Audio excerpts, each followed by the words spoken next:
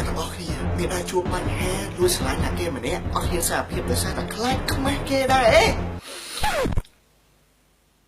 ច្រឡំ sorry ហើយឲ្យជម្រាបខ្ញុំដល់នេះហើយខ្ញុំបាទហេងវិសាលហ្នឹងហើយដោយដែលអ្នកទាំងអស់គ្នាដឹងមិញហើយគឺថាវីដេអូមួយនេះខ្ញុំនឹងបង្រៀនអ្នកទាំងអស់គ្នាពីវិធីថាតើធ្វើមកយកដើម្បីទៅសុំស្នេហ៍គេដោយមិនបាច់ខ្លាចគេបដិសេធហ្នឹងហើយ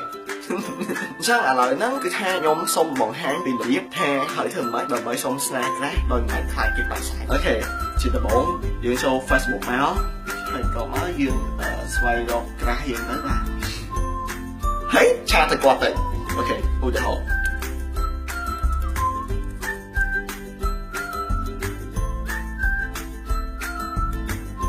អូខេឥឡូវគឺថាយើងបានឆែកទៅក្រៅរបស់យើងហើយមកដល់ត្រង់ចំណុចនេះអ្នកទាំងអស់គ្នាប្រហែលគិតថា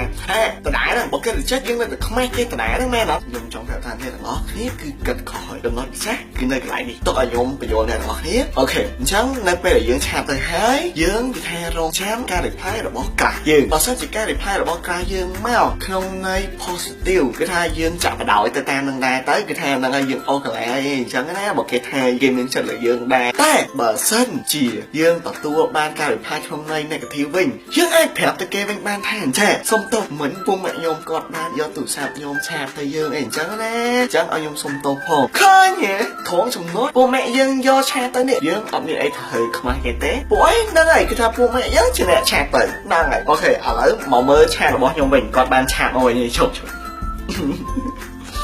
អូខេ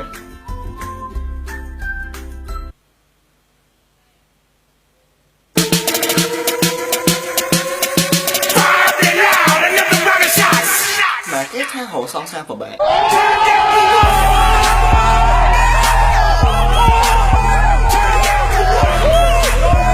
អូខេអញ្ចឹងវីដេអូថ្ងៃនេះគឺថាមានតែប៉ុណ្្នឹងទេចប់ហើយខ្ញុំសង្ឃឹមថាអ្នកទាំងអស់គ្នាអាចប្រើប្រាស់វាហើយនឹងទទួលបានលទ្ធផលល្អហើយបើអ្នកទាំងអស់គ្នាសាកល្បងហើយអ្នកទាំងអស់គ្នាអាចមកខមមិនខាងក្រោមវីដេអូមួយនេះថាតើអ្នកទាំងអស់គ្នាបានទទួលប្រសិទ្ធភាពដែរឬអត់ហើយខ្ញុំចង់និយាយគឺមានតែប៉ុណ្្នឹងទេសូមអរគុណបាយបាយជួបគ្នានៅវីដេអូក្រោយ